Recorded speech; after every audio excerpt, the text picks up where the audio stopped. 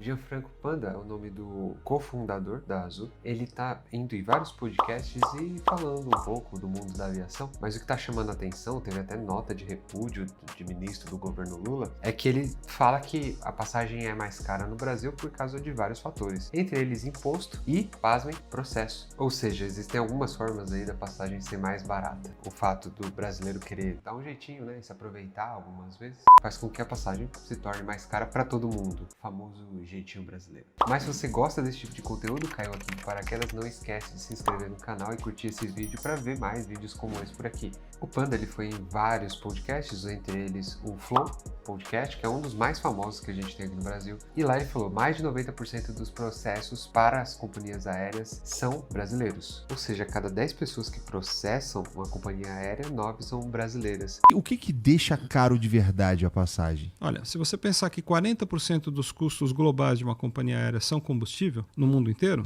você tem que lembrar que o Brasil tem o combustível mais caro do mundo. Então, algo que é 40% da composição do teu custo é mais caro do que em qualquer lugar do mundo no Brasil. Então, você vê falando, por que não tem low cost no Brasil? Eu fui na Europa, vou numa companhia que cobrou 8 euros e deu tudo certo. Aqui no Brasil, eu vou para o Rio de Janeiro por 2.000 euros. Você tem um sistema tributário bizantino, bitributação, tritributação, regras que mudam. Essa insegurança fiscal também é jurídica, regras que mudam no talante da autoridade. Um sistema de judicialização que é o pior do mundo, mais de 90% de todos os passageiros que processam companhias aéreas estão no Brasil. O presidente da Latam pegou e falou, Panda, de cada passagem vendida eu tenho que reservar $20 para pagar custos de processos que passageiros impetram e advogados de má fé impetram porque virou uma indústria, né? Isso tudo se deve por causa do Código de Defesa do Consumidor. E isso é muito similar quando a gente traz para processo trabalhista também, inclusive o percentual. Em boa parte do mundo, não existe o que existe aqui no Brasil, que é a justiça gratuita. Ou seja, vamos processar para ver no que dá. Se der alguma coisa, a gente ganha. Se não der, a gente não perde nada. No Brasil existe isso para o Código de Defesa do Consumidor e também para a parte trabalhista.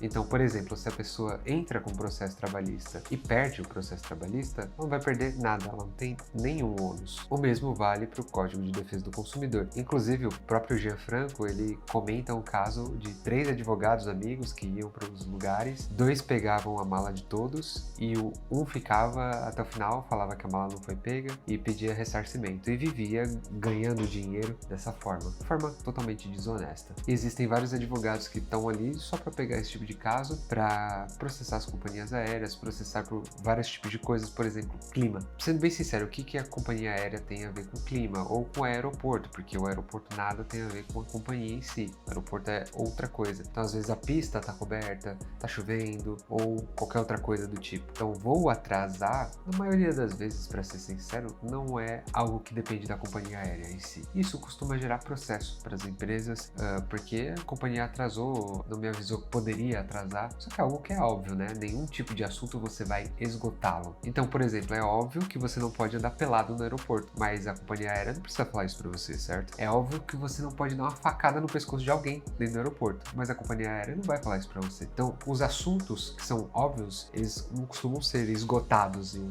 termo que você dá lá um aceite e tá tudo certo. E não basta estar no termo, tá? Então, se você dá um aceite e tá tudo certo, a coisa precisa ser esclarecida também, porque dentro do Brasil também tem uma bizarrice jurídica de que o contrato não vale muita coisa, se não ficou extremamente claro. Inclusive, o Gianfranco, ele disse que $20 são destinados a esses processos, ou seja, as passagens no Brasil são $20 mais caras, daí por volta de uns...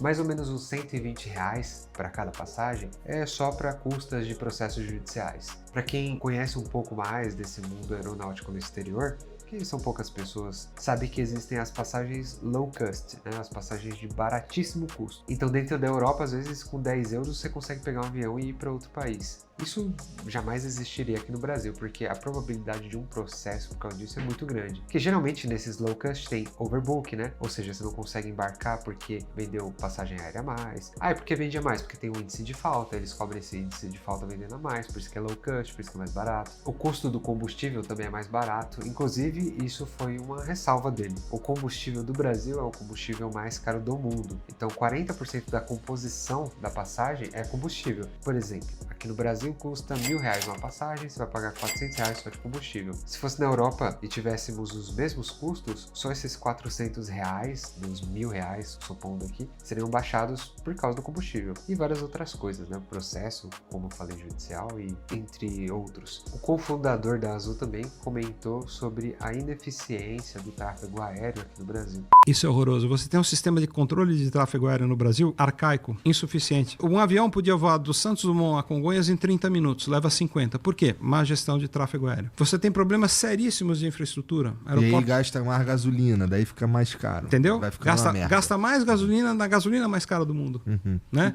E tem o agravante de tudo ser em dólar, em euro, na aviação. E a moeda desvaloriza. E a moeda desvaloriza. Né? Aí tem impostos que são adicionados e que só existem no Brasil. Então você soma tudo isso daí, costumo defender as companhias aéreas, porque eu falo, vamos ser justos, é um milagre que as companhias aéreas ganhem dinheiro no Brasil. A conta normalmente não fecha, por isso que tantas companhias aéreas fecharam no Brasil. E além do que, você tem, ainda de tempos em tempos, as pagelanças de pacotes econômicos desastrados, plano verão, plano Bressa, aquelas bobagens, plano cruzado, congelava as passagens, mas não congelava os custos. Então, o custo ia subindo, a passagem estava congelada. Com tudo isso, as companhias aéreas brasileiras, de qualquer âmbito, elas são... E agora eu vou ficar mais impopular ainda. Eu defendo elas, porque eu sei como é difícil ganhar dinheiro tendo uma companhia aérea no Brasil. E ainda assim, elas conseguem, dependendo do ano, ganhar um dinheirinho. Mas aí o cara fala, esse cara aí defende, mas esse cara aí tá recebendo. Cara, eu tenho acesso aos números. Eu não gosto de pagar R$2.000 para voar na ponte aérea. Mas eu sei que com o combustível que é cobrado, com as taxas que são cobradas, o fato de que você vai ficar 50 minutos para fazer um trecho de 390 quilômetros, que você podia fazer em 30, multiplica isso por 100, 200, 800 voos por dia. Vai perdendo 20 minutos por voo por ineficiência de gestão de tráfego aéreo. Aí quando você pousa no aeroporto não tem portão. Aí quando tá no portão o trator quebrou. Vai somando tudo isso. Ou você opera em um aeroporto com uma pista só, que infelizmente no Brasil isso é muito comum. Aí um avião ele tem um incidente, acontece alguma coisa lá, interdita a pista e aí? Você fecha o aeroporto? Como aconteceu uns anos atrás com um avião da Latam que fez um pouso de emergência no aeroporto de Confins,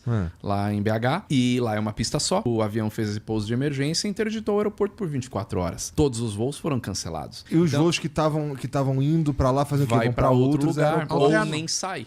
Né? Então, porque 24 horas você já nem sai o voo. Então, realmente, o Brasil é o país do caos. E para você, como eu, investidor, geralmente a gente foge muito, principalmente eu e quem é mais buy and hold, né? Quem compra e mantém aqueles ativos que a pessoa compra, a gente não costuma investir em companhias aéreas. Não só no Brasil, no mundo. Porque uma coisa a gente tem certeza, a companhia aérea, um dia ela ou vai falir ou vai ser adquirida por uma outra companhia aérea. Mas realmente não há como sobreviver dentro desse mercado. Como é um mercado que faz muito sentido para boa parte da população, o governo com certeza daria alguns incentivos para que ele nunca parasse de existir. Mas não é o tipo de empresa que quem está buscando bons ativos costuma investir. Ela é muito atrelada ao preço do combustível, ao preço do dólar, ao preço do euro, né? Tudo que tem ali dentro da aeronave, tudo que compõe o preço do ticket, ele é atrelado ao combustível, ao dólar e ao euro. E assim, a probabilidade de prejuízo dentro de companhia aérea é quase certa. Por isso, geralmente, do meu ponto de vista principalmente, não faz tanto sentido investir em empresas de